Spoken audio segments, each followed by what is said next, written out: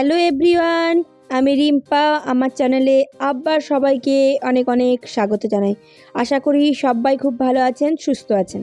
সকলের পছন্দের একটি রেসিপি বানাবো ইলিশ মাছের। রেসিপিটি হলো সরষে ইলিশ। এটা বানানো খুব সহজ, সকলেই বানাতে পারবেন, কিন্তু আমি কিভাবে বানাই সেটাই আপনাদের সাথে শেয়ার করব। সরষে ইলিশ বানানোর জন্য মাছ নিয়ে নিয়েছি, তাতে সামান্য পরিমাণে লবণ দিয়ে দিচ্ছি, সামান্য পরিমাণে হলুদ গুঁড়ো দিয়ে দিচ্ছি। প্রত্যেকটা মাছের টুকরোকে ভালো করে নুন ও হলুদ গুঁড়ো দিয়ে মাখিয়ে নিচ্ছি, যাতে মাছের মধ্যে ভালো করে লবণটা ঢুকে যায়।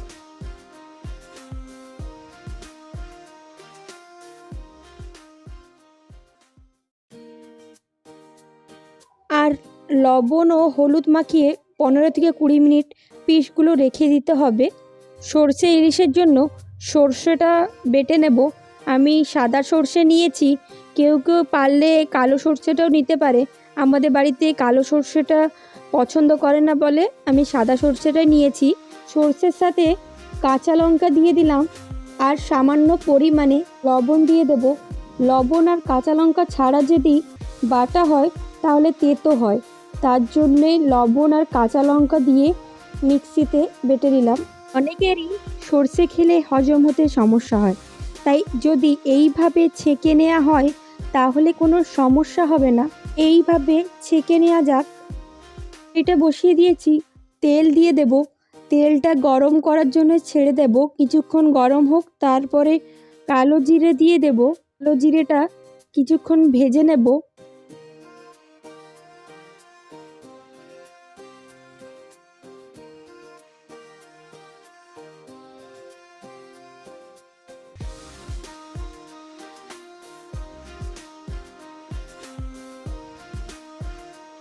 তেল এবং কালো জিরেটা ভাজা হয়ে গেছে, এর মধ্যে কাঁচা লঙ্কা দিয়ে দেব। কাঁচা লঙ্কাটা দিলে লঙ্কার যেমন একটা টেস্ট আছে, তেমনই গন্ধটা আমাদের তেলের সাথে মিশে যাবে। তার জন্য দিয়ে কিছুক্ষণ ভেজে নিতে হবে।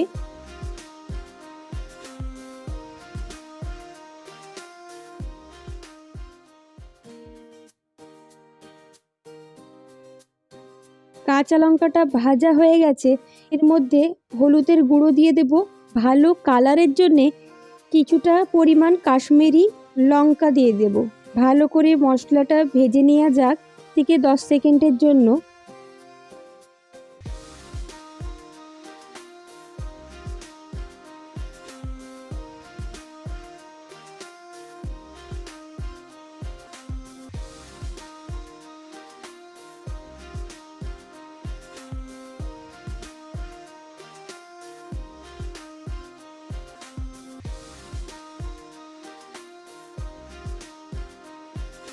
মশলাটা ভালো করে ভাজা হয়ে গেছে, এর মধ্যে জল দিয়ে দেব।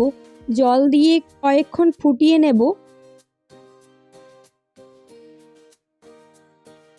সামান্য পরিমাণে লবণ দিয়ে দিতে হবে, কারণ আমাদের মাছেও লবণ দেওয়া হয়েছে আর সর্ষে বাটাতেও লবণ দেওয়া হয়েছে, তার জন্য দেখে শুনে লবণটা দিতে হবে পরিমাণ মতো।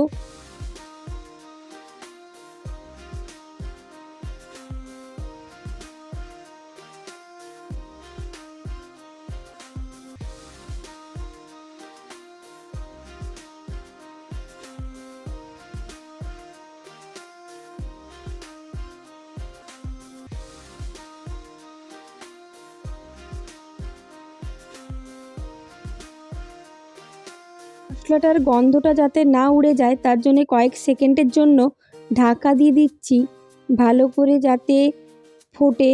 ভালো করে ফোটানো হয়ে গেছে, এর মধ্যে একে একে করে আমাদের ওই কাঁচা মাছগুলো দিয়ে দেব। আমাদের বাড়িতে মাছের মাথা খেতে খুবই ভালোবাসে, তাই দুটো মাছ নিয়ে আসা হয়েছিল। কিছু মাছ ভেজে খাওয়া হয়েছে আর কিছু মাছ সর্ষে ভাপা করব বলে রেখেছি। মাছের মাথাগুলো তাই দিয়ে দিয়েছি, কেউ চাইলে দিতে পারে আবার নাও দিতে পারে মাছের মাথা। মশলাগুলো যাতে ভালোভাবে ঢুকে যায় গুলো সেইভাবে উল্টে নিচ্ছি। সরষে ইলিশ করার জন্য বেশিক্ষণ টাইম লাগে না, 10 থেকে 15 মিনিটের মধ্যেই হয়ে যাবে। সেইভাবে আমরা ঢাকা দিয়ে দিলাম ফোটার জন্য কিছুক্ষণ। চলুন, ফোটানো হয়ে গেছে, আরেকবার উল্টে নেব।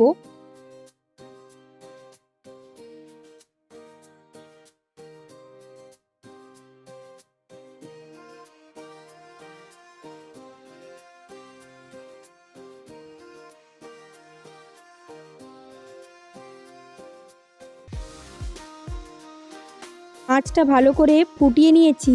এর মধ্যে যেই সর্ষেটা বেটে রেখেছিলাম ওই সর্ষে বাটাটা ভালো করে দিয়ে দেব।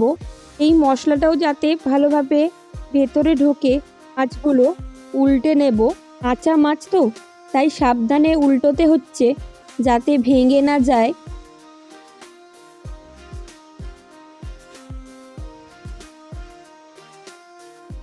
সর্ষে বাটাটা দেওয়া হয়েছে, তাই কিছুক্ষণ ফুটিয়ে নেওয়া যাক। তার মধ্যে ঢাকা দিয়ে দিচ্ছি। মাছটা প্রায় হয়ে এসেছে, মিনিটের মধ্যে কমপ্লিটও হয়ে যাবে।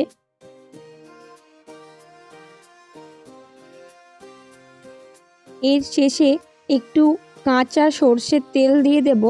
সর্ষের তেলটা দেওয়ার ফলে মাছের স্বাদটা দ্বিগুণ হয়ে যাবে। মধ্যে কয়েকটা লঙ্কা দিয়ে দেব, ঝালের জন্য নয়, সুন্দর একটা গন্ধের জন্য। কাঁচা লঙ্কার সুন্দর একটা গন্ধ আছে তো, তার জন্য সুন্দর একটা গন্ধের জন্য দিয়ে দিলাম। তাই কয়েক সেকেন্ডের জন্য ঢাকা দিয়ে দিলাম যাতে গন্ধটা ভালো ওঠে। দেখছেন খুব সুন্দর একটা কালার চলে এসছে আর সুস্বাদু গন্ধটাও আসছে। মাছটা ভালোভাবে হয়ে গেছে, বেশি সেদ্ধ করা যাবে না, তাহলে ভেঙে ভেঙে যাবে। ইলিশ আমাদের তৈরি হয়ে গেছে।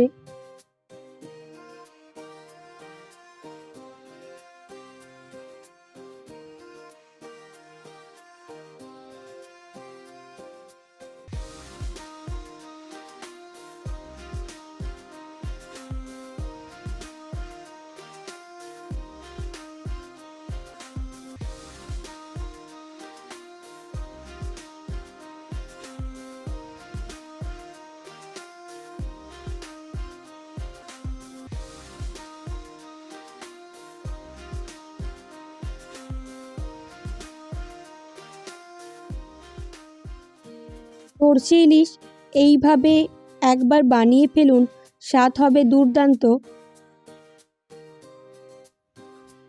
চলুন তাহলে ভিডিওটা এখানেই শেষ করা যাক। ভিডিওটি ভালো লাগলে like, comment, share and subscribe করবেন। আর এইভাবে নতুন নতুন ভিডিও দেখার জন্য আমার পাশে থাকবেন।